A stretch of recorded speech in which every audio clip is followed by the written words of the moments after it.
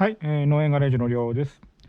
視聴者さんからのコメントで、燃料添加剤を使用したら、カーボンのカスみたいなのが、オイルに沈殿していたので、シリンダーヘッドにも堆積しないか心配ですとコメントをいただきました。なので今回は、燃料添加剤、FCR062 を入れた、サンバーと EK スポーツのヘッドカバーを外して、シリンダーヘッドのカムがある、こちらの上部を見てみたいと思います。はい、外す前にサンバーの現状を少し説明しておきます。燃料添加剤を入れて走った距離は、約4700キロです。一度エンジンオイルを交換しています。その時抜いたオイルには、溶けたカーボンのようなものが沈殿していました。そちらも動画があるので、一度ご覧ください。下の概要欄にリンクを貼っておきます。現在、燃料添加剤の検証中で、給油のたびに、添加剤は入れ続けています。もうそろそろオイル交換の3000キロになるので、その時はまた動画を上げたいと思います。では早速シリンダーヘッドのカバーを外していきます。はい、それではシリンダーヘッドのカバーを外していきます。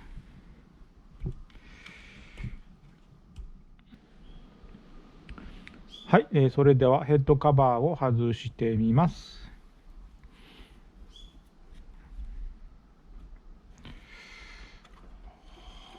はい。結構汚いですね。このサンバーは中古で買ったんですが、前のオーナーがちょっと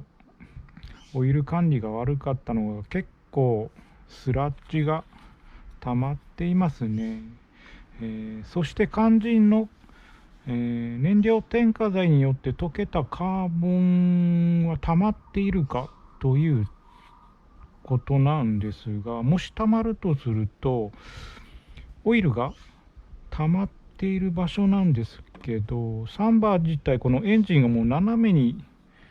なっているので、このオイルが溜まる場所が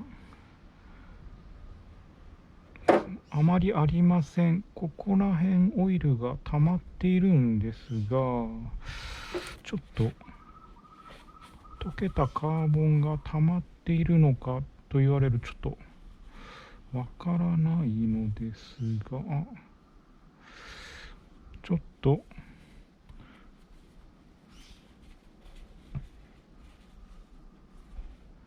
カーボンらしきものが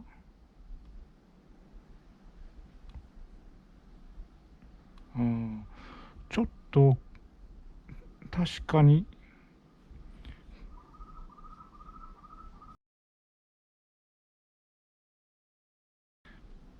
溶けたカーボンらしきものは溜まっているような感じはします。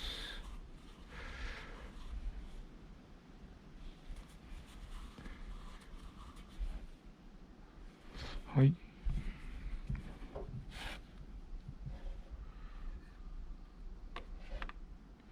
そうですね、あまりオイルが溜まっているところがないので、3番ちょっと分かりにくいですね。こういった黒い、スラッジです。これとはまた違うと思うので、こういったやつとはまた違うとは思うので、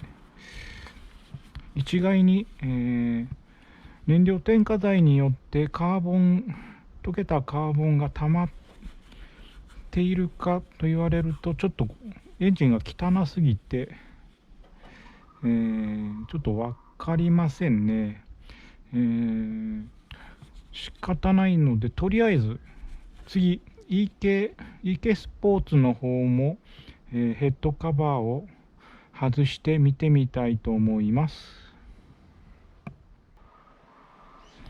はい、続いて EK スポーツのシリンダーヘッドカバーを外してみます。EK スポーツの現状は、燃料添加剤をメーカーの使用方法で給油のたびに入れ続けて、3000キロ走った状態です。エンジンオイルは、交換したばかりで、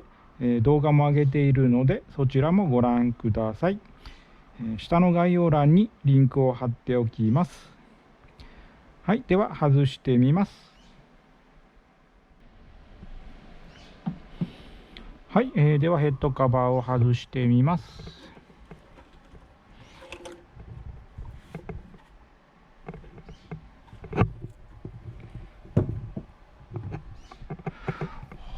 はい、どうでしょうか。EK の場合は比較的、まだ綺麗な方ですね。サンバと比べてまだ綺麗な方ですね。問題の、溶けたカーボンが溜まっているかというと、EK の場合もやはりオイルが溜まるところがあまりなくて、こちら辺ですね、こちら辺溜まっていますが、ちょっとエアを吹きかけて何か沈殿物がないか見てみます。ちょっと見にくいな。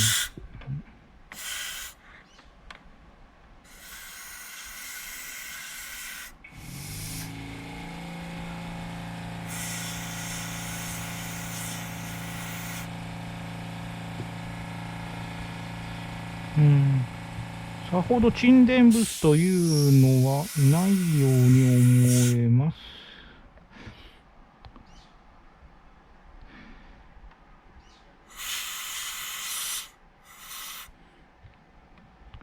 あるとすれば、こういったネジボルトのこのくぼみのところです。こういったところに、何やら、スラッジなのか溶けたカーボンなのかが堆積していますね。これがもし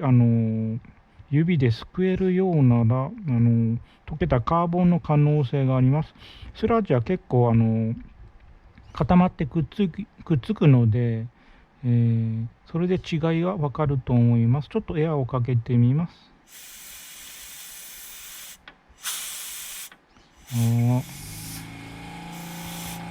ちょっとこ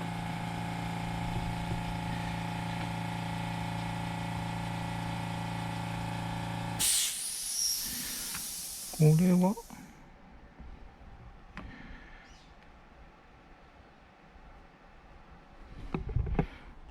ちょっと綿棒ですくってみます。すくえますね。この蓄積した、